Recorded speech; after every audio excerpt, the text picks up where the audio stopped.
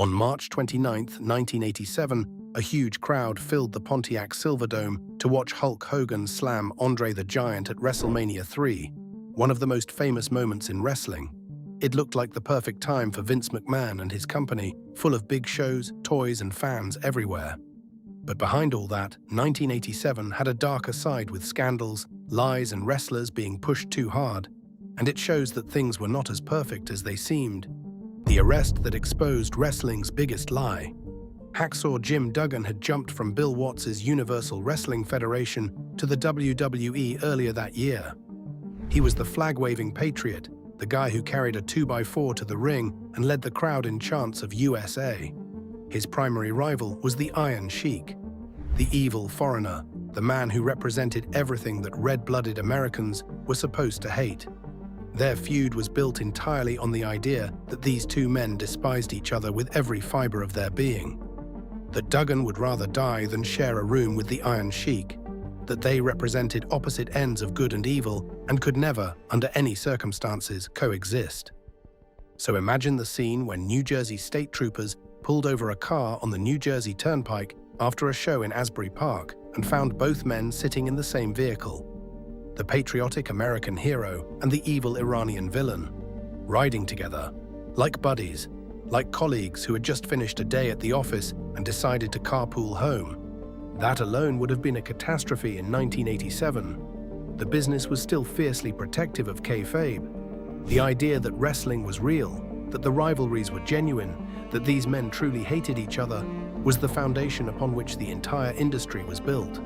Finding out that the good guy and the bad guy were travel partners was like finding out that Batman and the Joker shared an apartment. But it got worse, much worse, because the reason the troopers pulled them over in the first place was a suspected DUI, and when they searched the vehicle, they found drugs. Duggan was arrested for marijuana possession and driving under the influence of alcohol. The Sheik was arrested for possession of marijuana and cocaine. Now it was not just a kayfabe-breaking embarrassment, it was a national news story. The drug angle pushed it beyond the wrestling press and into mainstream media. Here were two of Vince McMahon's employees, men who appeared on national television every week performing for an audience that included millions of children, getting busted with illegal narcotics. On the same night, in the same car, together. The fallout was immediate and it was brutal. Both men were fired. The story made national headlines. It was covered by mainstream news outlets that normally would not have given professional wrestling a second glance. Newspapers ran the story with barely concealed amusement. Two guys who pretend to hate each other on television got caught doing drugs together in the same car. It was the kind of story that practically wrote its own punchline. For the wrestling business, the damage went beyond embarrassment. This was 1987. Kayfabe was already on life support, but it was still the operating principle of the industry. Wrestlers were expected to maintain their characters in public at all times. Heels and babyfaces were not supposed to be seen together outside the arena. The illusion, fragile as it was considered sacred. And Duggan and the Sheik had not just cracked the illusion. They had taken a sledgehammer to it on a public highway, with police officers as witnesses and reporters as an audience. Duggan would eventually return to the company. The Sheik's career in the WWE was essentially over, and Vince McMahon, recognizing that he had a public relations disaster on his hands, announced that the WWE would be implementing a drug testing policy for the first time in company history. He reportedly told his locker room that the days of reckless behavior were over, that there would be accountability. Bret Hart recalled McMahon's exact words to the roster, and they were not subtle. The message was clear: get clean or get out. But here is the thing that makes that announcement ring hollow. The drug testing program that McMahon implemented in the wake of the Duggan and Sheik arrests only tested for recreational drugs, cocaine, marijuana, the stuff that had gotten his guys arrested and embarrassed the company on the evening news. Steroids were not included, and that is because in 1987, anabolic steroids were not just tolerated in the World Wrestling Federation. They were the foundation of the entire product. The oversized, cartoonishly muscular physiques that defined the WWE's aesthetic were not built in the gym alone. They were built in doctors' offices and hotel rooms and arena locker rooms, where syringes and vials were as common as wrist tape and knee pads. Since 1984, a Pennsylvania urologist named Dr. George Zahorian had been operating as the unofficial pharmacist of the World Wrestling Federation. He had initially come into contact with the company as a state-appointed ringside physician for live wrestling events in Pennsylvania, but his real value to the wrestlers had nothing to do with treating injuries. Zahorian was supplying loyal customers with a pharmacy's worth of anabolic steroids, testosterone, human growth hormones, painkillers, and recreational drugs. He shipped packages directly to wrestlers' homes. He shipped them to arenas. He shipped them to WWE headquarters in Stamford, Connecticut. And this was not some covert operation that management was unaware of. According to testimony that would later emerge during Zahorian's 1991 trial and McMahon's own 1994 trial, the arrangement was well known at the highest levels of the company. The wrestlers called their visits to Zahorian's hotel room getting their candy. It was that casual, that normalized, that embedded in the daily routine of being a WWE performer. Bret Hart described the scene in vivid detail in his autobiography. Wrestlers lining up outside Zahorian's hotel room like it was a grocery store, handing over crisp $100 bills in exchange for vials of testosterone, Deca-Durabolin, gonadotropin, Halcyon, and stacks of needles. Hart described one wrestler emerging from Zahorian's room carrying his own personal pharmacy. Vials of steroids, small boxes of Valium, Percocet, speed, and sleeping pills. Enough drugs to fill a shopping cart. Roddy Piper once noted that the town of Hershey, Pennsylvania, where Zahorian practiced, was one of the wrestler's favorite vacation stops. Not because of the chocolate factory, because of the pharmacy that came with a medical degree and a willingness to prescribe anything to anyone willing to pay. In 1987, while McMahon was publicly announcing a drug testing program designed to show the world he was taking the issue seriously, the steroid pipeline was flowing freely. The very look that McMahon demanded from his performers, the massive chests and bulging biceps and veiny forearms, was only achievable through chemical enhancement. You cannot build a roster of men who look like comic book superheroes and then act surprised when those men are using the substances required to achieve that look. McMahon himself was later revealed to have purchased steroids from Zahorian beginning in 1987, including for his own personal use. The same year he announced his drug testing policy. The same year he stood in front of his locker room and proclaimed a new era of accountability. He was buying the same drugs from the same doctor that his wrestlers were using, and his drug testing program conveniently excluded the one substance that was most deeply embedded in the company's culture. This contradiction would eventually catch up with the WWE in spectacular fashion. Zahorian was convicted in 1991. McMahon was indicted in 1993. A federal trial followed in 1994 that nearly destroyed the company. But in 1987, none of that had happened yet. In 1987, the steroid culture was not a scandal. It was just Tuesday, the Ring Boy scandal. And speaking of things that should have been scandalous but were allowed to fester for years before anyone did anything about them, we need to talk about what was happening to the teenage boys who worked as part of the WWE's ring crew. The WWE had a long-standing practice of recruiting young men, sometimes barely into their teenage years, to serve as gophers at live events. They would help set up the ring before shows. They would run errands for wrestlers and staff. They were known as ring boys, and the man who was tasked with managing the ring crew was a ring announcer named Mel Phillips. In 1987, Phillips was actively exploiting his position to prey on underage boys. Lawsuits filed decades later paint a horrifying picture of systematic abuse. Phillips would drive around neighborhoods in his car, showing off championship belts to attract kids. He would offer them the chance to meet wrestlers, to attend shows for free, to be part of the action, and then he would abuse them. Multiple plaintiffs say they were taken across state lines by Phillips so they could attend WWE events during the mid-1980s. What started as something that seemed exciting quickly turned into something much darker. One of the plaintiffs shared that he went to at least a dozen shows with Phillips between around 1984 and 1987. At first, it felt like a dream for a young fan. He was getting access to live wrestling events, something most kids could only imagine. Phillips would act friendly and generous. He would buy them food, talk to them like they mattered, and make them feel special. He would drive them to the arenas and make sure they got inside without paying, which made it seem like he was doing them a huge favor. But behind that kindness, there was a pattern that slowly became clear. The abuse, according to the plaintiffs, happened in different places, not just hidden away, but sometimes out in the open. It took place in hotel rooms after events, in locker rooms where wrestlers prepared, and even inside arenas. What makes it even more disturbing is that some of these moments were not completely hidden. There were other people around at times, employees, staff, and others who either ignored what was happening or treated it like a joke. Instead of stepping in or asking questions, they looked the other way. That silence made everything worse because it allowed the behavior to continue. The plaintiffs describe how Phillips used trust to control the situation. He created a sense of dependence. By giving them rides, food, and access to events, he made it harder for them to speak up.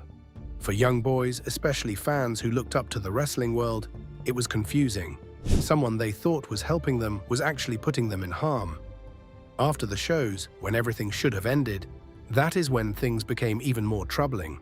In hotel rooms, away from the crowds and noise, Phillips would put them into situations no child should ever face. Over time, what seemed like isolated experiences began to form a larger pattern. Different plaintiffs, from different times, described very similar experiences. The same behavior, the same methods, and the same kind of manipulation. It showed that this was not a one-time incident, but something that went on for years. The fact that it could happen in places connected to such a big organization made it even more shocking. What stands out the most is not just what happened, but how easily it was allowed to continue. The environment around it, where people stayed quiet or dismissed it, played a big role.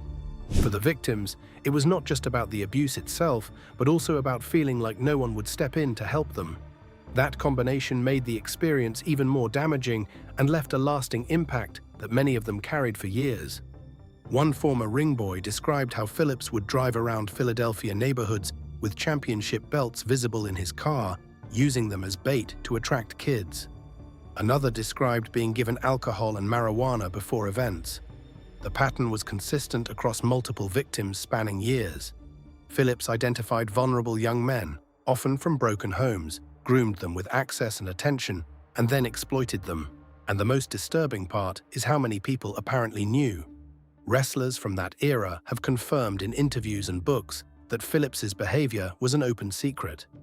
Everyone knew. Multiple performers, including Jake Roberts, Tito Santana, Bret Hart, and others, have acknowledged awareness of Phillips's fetishistic behavior with the ring boys.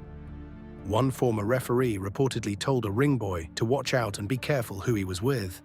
Another warned a young man that he should not be on the ring crew and should run away. These were not people who were unaware of what was happening. They were people who saw it, recognized it for what it was, and either could not or would not stop it. One wrestler was warned by a colleague to be careful who he associated with. The warning came toward the end of his tenure in 1987. If the wrestlers knew, the question becomes inescapable. Who else knew? And the answer, based on the evidence that has emerged over the decades, appears to be that the people at the very top of the organization were aware, or should have been aware, and failed to act. McMahon's most ruthless move ever.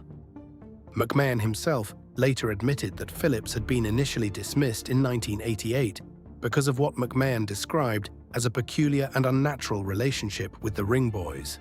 But Phillips was rehired months later, reportedly after promising to stay away from kids. The full scandal would not break publicly until 1992, when a former ring boy named Tom Cole went to the media. But the abuse was happening in real time throughout 1987, inside the same arenas where Hulk Hogan was telling kids to say their prayers and take their vitamins. That juxtaposition is sickening, and it is one of the darkest chapters in the history of professional wrestling. Now let us shift from the morally reprehensible to the strategically ruthless. Because in November 1987, Vince McMahon engaged in one of the most aggressive acts of anti-competitive warfare the wrestling industry has ever seen. And while it did not involve anything illegal, it demonstrated a willingness to crush the opposition that bordered on the vindictive. Jim Crockett Promotions, the dominant force in the NWA and the only remaining serious rival to the WWE's national expansion, had been doing incredible business throughout the mid-1980s. They sold 2 million tickets in 1986 alone, which is more than the WWE has managed in any single year since 2002. Their flagship event, Starrcade, had been running since 1983 and was the NWA's equivalent of WrestleMania. And in 1987, for the first time, Starrcade was going to be available nationwide on pay-per-view. This was a direct threat to McMahon's monopoly on wrestling pay-per-view. WrestleMania III had proven that pay-per-view was enormously profitable, generating an estimated $10 million in PPV revenue alone. If Crockett could establish a successful PPV presence, it would give him a legitimate competing revenue stream. And McMahon was not about to let that happen. When he learned that Starrcade 1987 was being scheduled for Thanksgiving night, McMahon made his move. He created an entirely new pay-per-view event, the Survivor Series, and deliberately scheduled it for the exact same night. That alone would have been aggressive, but McMahon went further. He issued an ultimatum to every cable company in America. If you carry Starrcade, you will not be allowed to broadcast WrestleMania IV. Think about what that meant. In 1987, unlike today, every single cable company had to be negotiated with individually. There was no centralized distribution, and McMahon was telling each one of them that they had to choose. Either you carry my Thanksgiving show, or you lose access to the single most lucrative event in all of professional wrestling. The event that had just packed nearly 80,000 people into a football stadium. The event that generated millions in closed-circuit and pay-per-view revenue. It was not really a choice at all. The cable companies did the math. WrestleMania was worth infinitely more than Starrcade, and so, one by one, they dropped Crockett's show. Only 5 cable companies in the entire country had the courage or the foolishness to call McMahon's bluff and carry Starrcade. 5 out of hundreds. The result was devastating. Starrcade 1987 was actually a strong show. It featured Ric Flair regaining the NWA World Championship from Ronnie Garvin in a steel cage match. Dusty Rhodes won the United States title from Lex Luger. The live event itself sold out the UIC Pavilion in Chicago. Among the homes where it was available, it drew a respectable 3.3% buy rate with about 20,000 orders. But it was available in so few homes that the overall numbers were catastrophic.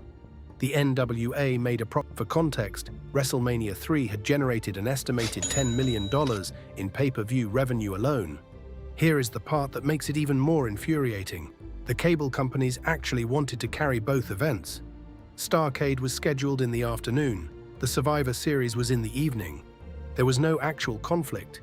They could have run both shows as a doubleheader and made money on both. But McMahon would not allow it. He flipped out at the very idea and threatened to pull WrestleMania from any cable company that showed Starrcade at all. It was not about scheduling, it was about annihilation. The damage went far beyond one night. Crockett had already been overspending on his national expansion, buying up television stations and acquiring Bill Watts's failing Universal Wrestling Federation for too much money. The Starrcade debacle cut off what should have been his most important new revenue stream at the worst possible time. 2 months later, McMahon pulled the same trick again, creating the Royal Rumble as a free counter-program to Crockett's Bunkhouse Stampede pay-per-view. Within a year, Crockett was so deep in debt that he was forced to sell his promotion to Ted Turner. The company was rechristened World Championship Wrestling, and the war that would define the next decade of professional wrestling was set in motion. McMahon's defenders will tell you that this was just business, that Crockett made his own mistakes, that McMahon was simply protecting his territory, and there is some truth to all of that. But what McMahon did to Starrcade 1987 was not just competitive, it was predatory. He did not beat Crockett by putting on a better show. He beat him by making sure nobody could watch Crockett's show in the first place. He weaponized his market dominance to deny a competitor access to the marketplace entirely, and he did it with a smile. Now let us talk about the lie at the center of the WWE's greatest triumph. Because even WrestleMania III, the event that defines 1987 and arguably defines the entire golden era, was built on a foundation of deception. The WWE claimed that the paid attendance for WrestleMania III was 93,173. This number was presented as a world record, the largest crowd ever to attend a live indoor sporting event in North America. It was announced to the crowd by Mean Gene Okerlund during the broadcast. It was printed in every piece of promotional material. It became part of the mythology of professional wrestling. The problem is that it almost certainly was not true. Zane Bresloff, the actual promoter of the event who handled the logistics of putting bodies in seats at the Pontiac Silverdome, later stated that the real attendance was closer to 78,000. Independent analyses have generally supported a figure in that range rather than the WWE's claimed number. The discrepancy is roughly 15,000 people, an entire arena's worth of phantom fans invented out of thin air to make the number sound more impressive. Footage from the event supports the lower figure. There are visible sections of empty seats in the upper reaches of the Silverdome, particularly in the corners and behind the stage. These are not the images of a building filled to 93,173 capacity. They are the images of a building that held a genuinely massive crowd, but not quite the record-shattering number that was announced. Now, 78,000 people attending a professional wrestling event is still extraordinary. It is still one of the largest crowds in wrestling history. It is still a number that most promoters could only dream of. There was absolutely no need to inflate the figure. The event was a legitimate cultural phenomenon, regardless of whether the final count was 78,000 or 93,000. But Vince McMahon has never been satisfied with reality when a more impressive fiction is available. The record had to be broken. The number had to be bigger than anything that came before. And if reality would not cooperate, then reality would be adjusted. This is a small thing in isolation. Promoters inflate attendance figures. It happens in every sport. But it is emblematic of a broader culture within the WWE where truth was always negotiable, where the story was always more important than the facts, where the show was always more important than the people putting on the show. And speaking of the people putting on the show, let us talk about what 1987 was doing to their bodies. The Dynamite Kid is the perfect case study. Tom Billington was one of the most gifted in-ring performers of his generation.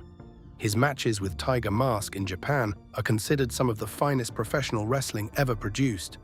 He was innovative, he was fearless, he was willing to take risks with his body that no one else would consider. And by January 1987, he was physically destroyed. On January 26, 1987, the British Bulldogs lost the WWE Tag Team Championship to the Hart Foundation. The Dynamite Kid was in such bad shape that he had to be physically carried to the ring by his partner Davey Boy Smith. He did not take a single offensive move during the match. The finish involved Jimmy Hart hitting him with a megaphone before the bell even rang, allowing the Hart Foundation to score the pin while Dynamite lay motionless on the mat. This was not a storyline. This was a man whose back was so severely injured that he could barely walk, being put out there in front of thousands of people because the show must go on, because the belts needed to change hands, because the booking plan required it.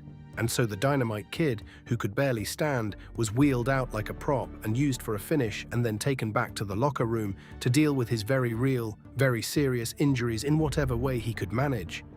Dynamite Kid's story is not unique. It is just the most visible example of a systemic problem. The WWE schedule in 1987 was absolutely brutal.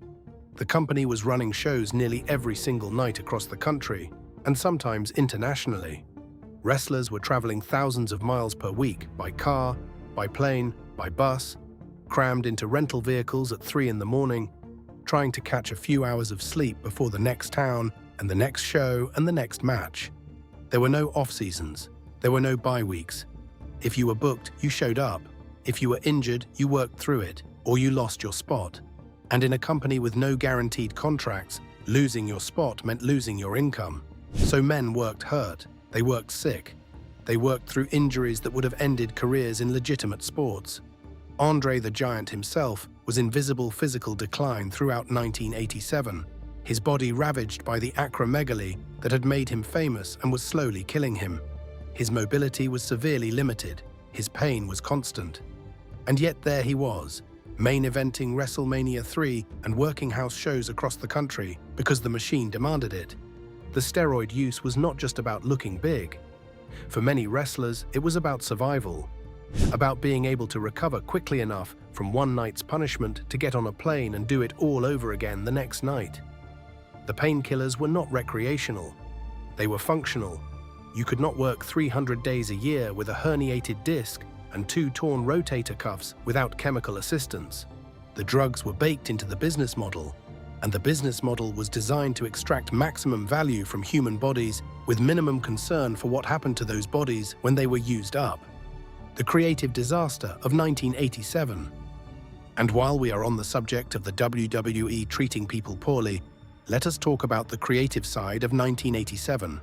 Because for every Randy Savage and Ricky Steamboat producing a masterpiece at WrestleMania III, there were a dozen guys being saddled with gimmicks so embarrassing that they make you wonder if anyone in the booking meetings had ever met an actual human being. Outback Jack is the poster child for the creative failures of 1987. The WWE spent months running elaborate vignettes introducing this Australian character. They filmed him riding horses, wrestling crocodiles, tossing boomerangs, drinking beer in the outback. They invested significant time and money in building anticipation for his debut. And when he finally arrived and started wrestling, it became immediately apparent that he had nothing. No charisma, no in-ring ability, no connection with the audience whatsoever. The crowd sat on their hands. The matches were terrible. By the summer, he was losing to Killer Khan in throwaway matches on television. By the fall, he was teaming with SD Jones in dark matches. And then he was gone. Outback Jack was far from the only creative misfire. The failed Missy Manor interview segment is another prime example. The WWE attempted to replace the iconic Piper's Pit with a new segment hosted by Missy Hyatt. Multiple tapings were attempted at various arena shows throughout the year. But Hyatt's mic skills were so poor, her interaction with guests so awkward, and the fan reaction so negative that none of the segments ever aired on television. It was a complete waste of time and resources that left the company without a viable replacement for one of its most popular segments after Roddy Piper left. Speaking of Piper, his departure after WrestleMania III left a significant hole in the roster. Roddy Piper was not just another wrestler, he was arguably the greatest talker in the history of professional wrestling to that point. His Piper's Pit segments were must-see television. His ability to generate genuine emotion from audiences, to make people feel something real in a world of cartoon characters and silly gimmicks, was unmatched. His farewell at WrestleMania III, defeating Adrian Adonis in a hair versus hair match, was presented as a legitimate retirement. The crowd in the Silverdome gave him a standing ovation. He milked the moment for everything it was worth, but it was really just a hiatus so he could heal from injuries and film several movies, including They Live for John Carpenter. He would be back within 2 years. The dishonesty of it was not lost on the more cynical observers of the product. Even Piper's goodbye was a work, and the WWE never found an adequate replacement for his charisma during his absence. They tried. The failed Missy Manor segment with Missy Hyatt was one attempt. Craig DeGeorge was brought in as an interviewer. The Snake Pit with Jake Roberts had a brief run. None of them came close to capturing what Piper had brought to the table.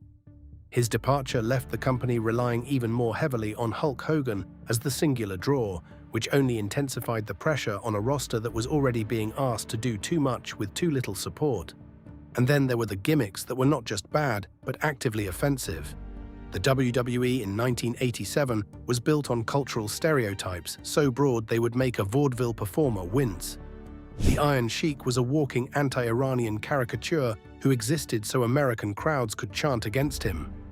Nikolai Volkov's entire purpose was to sing the Soviet national anthem so fans could boo the evil communist.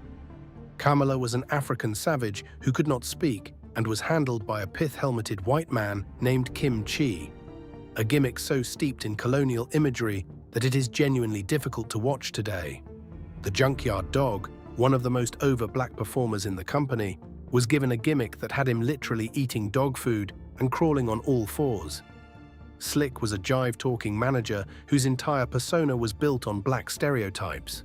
And the less said about the way the company used performers of Japanese, Samoan, and Pacific Islander descent as interchangeable foreign menaces, the better. These were not isolated creative decisions. This was the foundation of the company's approach to character development. If you were not American and not white, your gimmick was your nationality. Your costume was your flag. Your motivation was your hatred of America. It was reductive. It was lazy. And it was enormously popular with audiences who were happy to boo whatever foreign threat was presented to them that week.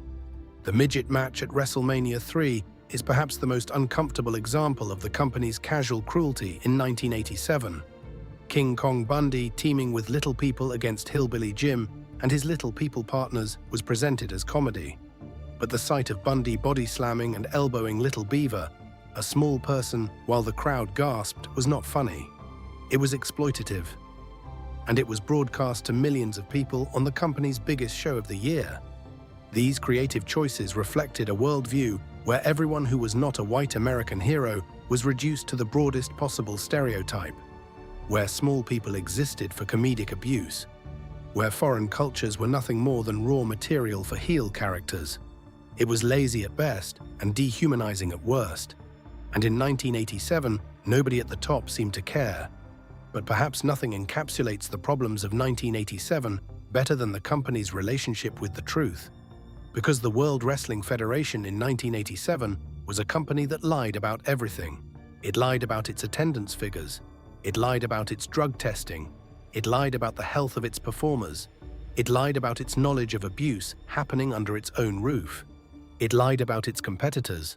And it lied to its own audience, night after night, about the nature of what they were watching. Now, professional wrestling has always been built on a kind of agreed-upon fiction. Everyone knows the matches are predetermined. That is fine. That is part of the art form. But there is a difference between the fiction of a wrestling match and the institutional dishonesty that characterized the WWE's operations in 1987. One is storytelling. The other is fraud. Crime, controversy, and no consequences. Jim's situation is a perfect microcosm of this culture of dishonesty. In January 1987, the Anvil was arrested for allegedly punching a flight attendant during a commercial flight from Pittsburgh to Tampa. He was released on $10,000 bail. He was subsequently indicted by a federal grand jury on charges of assaulting and interfering with a flight attendant. This was a serious criminal matter, a federal indictment. A member of the company's tag team champions, one half of the Hart Foundation, had been charged with a federal offense involving violence against a civilian on a commercial aircraft. And the company's response was essentially to pretend it was not happening. The Anvil continued to appear on television every single week. He continued to hold the tag team titles alongside Bret Hart. He continued to be presented to the audience as a featured performer, a top heel, a man whose merchandise was being sold to children in arena lobbies. There was no suspension, no public acknowledgement, no statement of concern. He was eventually acquitted of the charges, but the willingness of the company to simply ignore the situation and hope it went away was telling. It revealed an organization that viewed public accountability as an inconvenience to be managed rather than a responsibility to be honored. If you could still draw money, you could get away with almost anything. This same pattern played out over and over again throughout 1987. Problems were not addressed. They were buried, ignored, glossed over. The show kept rolling, the money kept flowing, and anyone who raised concerns was either silenced or shown the door. It is worth pausing here to acknowledge that 1987 was also a year of genuine achievement for the World Wrestling Federation. WrestleMania III, for all the inflation of its attendance figure, was still a spectacular event that featured one of the greatest matches in professional wrestling history in Randy Savage versus Ricky Steamboat. The Andre the Giant heel turn was one of the most effective angles the company had ever produced. The roster was stacked with talent. The production values were improving. The Survivor Series, despite the ethically questionable circumstances of its creation, introduced a format that would endure for decades. The introduction of characters like the Million Dollar Man's Million Dollar Man and the early appearances of the Ultimate Warrior planted seeds that would pay off in subsequent years. But achievements and failures are not mutually exclusive. You can be the biggest wrestling company in the world and still have a steroid problem. You can draw 80,000 people to a stadium and still lie about the number. You can produce incredible television and still allow children to be abused behind the scenes. These things coexist. and acknowledging the good does not excuse the bad. What makes 1987 so significant in the history of the WWE is that almost every scandal that would nearly destroy the company in the early 1990s was already in progress. The steroid distribution network that would lead to McMahon's indictment was operational and thriving. The sexual abuse of minors that would become the Ring Boy scandal was actively occurring. The anti-competitive practices that would draw scrutiny from cable regulators were being deployed. The culture of deception that would undermine the company's credibility when the scandals broke was already deeply entrenched. The early 1990s did not create these problems. The early 1990s merely exposed them. And when the exposure came, when Phil Mushnick started writing about the Ring Boys in the New York Post, when Dr. Zahorian was convicted and started cooperating with federal prosecutors, when the steroid trial put McMahon's entire operation under a microscope, the company almost did not survive. The WWE from 1992 to 1996, in the wake of these scandals, was a fundamentally different company. Smaller wrestlers replaced the steroid-inflated giants. Revenue plummeted. The roster bled talent to WCW. McMahon was fighting for the survival of his business in courtrooms instead of running it from his office. And all of it, every single bit of it, traced directly back to decisions that were made and cultures that were tolerated during the glory years. During years like 1987, there is a temptation when discussing the golden era of professional wrestling to view it through rose-tinted glasses, to remember the slams and the promos and the crowd reactions and the merchandise and the Saturday morning cartoons. And those memories are valid. For many fans, 1987 was the year that made them fall in love with professional wrestling. The year that WrestleMania became a part of their lives. The year that Hulk Hogan and Randy Savage and Andre the Giant became larger than life. But nostalgia is not history, and history requires us to look at the full picture. The whole truth, not just the parts that make us feel good. In 1987, the World Wrestling Federation was the most successful professional wrestling company in history.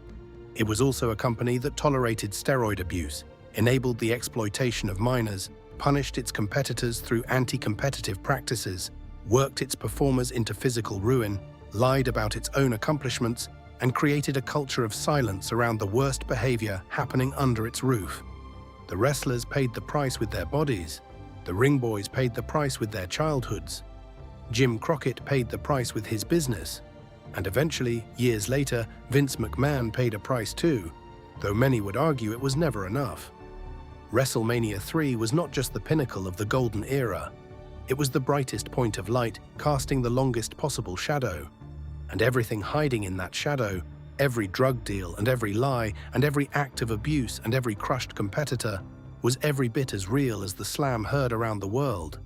The irony of 1987 is that the very things that made the WWE so successful were the same things that were rotting it from the inside. The demand for superhuman physiques fueled the steroid culture. The relentless touring schedule destroyed bodies and created dependence on painkillers. The obsession with being the biggest and the best led to inflated attendance figures and anti-competitive warfare. The culture of secrecy that protected kayfabe also protected predators. The top-down, one-man leadership structure that allowed McMahon to build an empire also meant there was no one to tell him no. No checks, no balances, no accountability until the federal government came knocking. And maybe that is the real lesson of 1987. Not that the WWE was uniquely evil, not that every other wrestling company was somehow better, but that unchecked power, combined with a culture of secrecy and a tolerance for bad behavior, will inevitably produce exactly the kinds of outcomes that the WWE produced.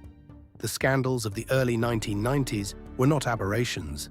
They were the natural, predictable result of an organization that had been allowed to operate without meaningful oversight for too long. 1987 was the year the World Wrestling Federation reached the top of the mountain. It was also the year the cracks in the foundation became too deep to ignore. Even if almost everyone chose to ignore them for a few more years, that is everything wrong with the World Wrestling Federation in 1987. If this video opened your eyes to the darker side of wrestling's golden era, hit the like button and subscribe for more deep dives into the real history behind professional wrestling. Until next time.